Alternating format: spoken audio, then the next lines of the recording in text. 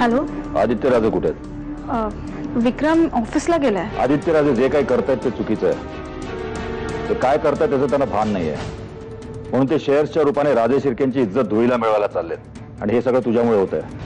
भैयासाहेब, हा निर्णय घेण्यापासून मी विक्रमला थांबवलं होतं, पण मोठं घर घ्यायचं हा त्याचा हट्ट होता. तुझी बडबड बंद कर. तुझं लेक्चर ऐकायला आम्ही फोन केलेला नाही, हे सांगायला आम्ही फोन केलाय की हे प्रकरण तुम्हाला चांगलंच महागात पडणार आहे. बाबा, तुम्ही तरी काहीतरी समजावून सांगायला, म्हणजे तरी ती ऐकेल.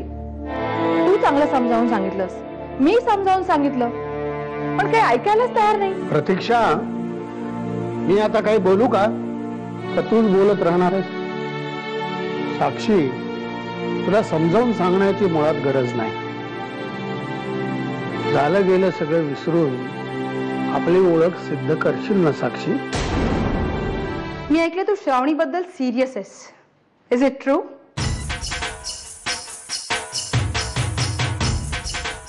व्हायसी म्हणजे रात्रभर जागून माझी वाट पाहण्यामागे हे कारण आहे. Answer the question. Shravani Deshmukh कोण आहे? श्रावणी कोण आहे? तुझ्यापेक्षा चांगली आहे, इतकं लक्षात ठेव. That should be enough. आणि हे सांग मला, आतापर्यंत अनेक मुलींवरून तू माझ्यावर संशय केले, आज श्रावणीने माझ्याबद्दल इतकं कॉन्फिडेंटली कसं सांगू शकते?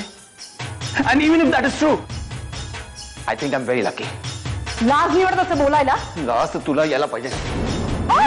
खरं सांग, श्रावणीने माझ्याबद्दल कोणी सांगितलंय तुला? सांग. That's none of your business, Katie.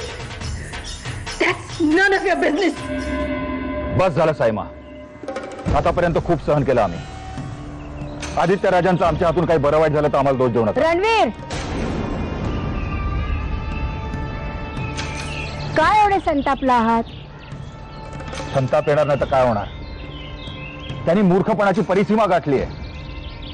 आमच्याही सहनशीलतेला मर्यादा आहेत. बँकेकडून कर्ज काढून त्यांनी घर विकत घेतलंय आणि ते कर्ज फेडण्यासाठी राजे शिर्के ग्रुप ऑफ इंडस्ट्रीजचे शेअर गहाण टाकलेत. काय? होय सायमा, ते शेअर्स म्हणजे राजे शिर्केंची इब्रत होती. आधी विक्रमादित्य फक्त देवयानीचं ऐकत होते, पण आता ते लिंगप्पाचं ऐकायला लागलेत. त्यांनी गहाण ठेवलेले शेअर्स लिंगप्पा बळकवायच्या मार्गावर आहे आणि हा लिंगप्पाचा डाव आदित्य राजांच्या लक्षातच येत नाही, हे आमचं दुर्दैव आहे. तुम्ही शांत व्हा रणवीर, आम्ही यातून काहीतरी मार्ग काढतो. त्यासाठी तुमची आणि त्यांची भेट होणं आवश्यक आहे. प्रश्न जर राजे शिर्क्यांच्या इब्रतीचा असेल तर त्यांनी आम्हाला भेटायला येण्याची वाट न पाहता आम्हीच त्यांना भेटायला जाऊ. त्या अतिरेक्याची आठवण काढत इथे बसलीस? बघायला काय झालं? तुला इथे असं एकटीला सोडून गेला म्हणून वाईट वाटत असेल ना? अगं मग तसं असेल तर तुम्ही जा ना त्याच्याबरोबर, माझी काहीच हरकत नाही. पण एकदा गेल्यावर परत तोंड दाखवायला येऊ नकोस. काकू, आता जरा शहाण्यासारखं वागायचं बघा. त्या अतिरेकेचा विचार करण्यापेक्षा 4 पैसे कसे कमवता येतील याचा विचार करा. निदान आमच्यावरचा तरी भार जरा हलका होईल. विक्रमादित्य कुठे आहेत? विक्रम कामावर गेलाय. खूप मोठं घर घेतलंय विक्रमादित्याने. तुझ्याच नावावर घेतलंय ना?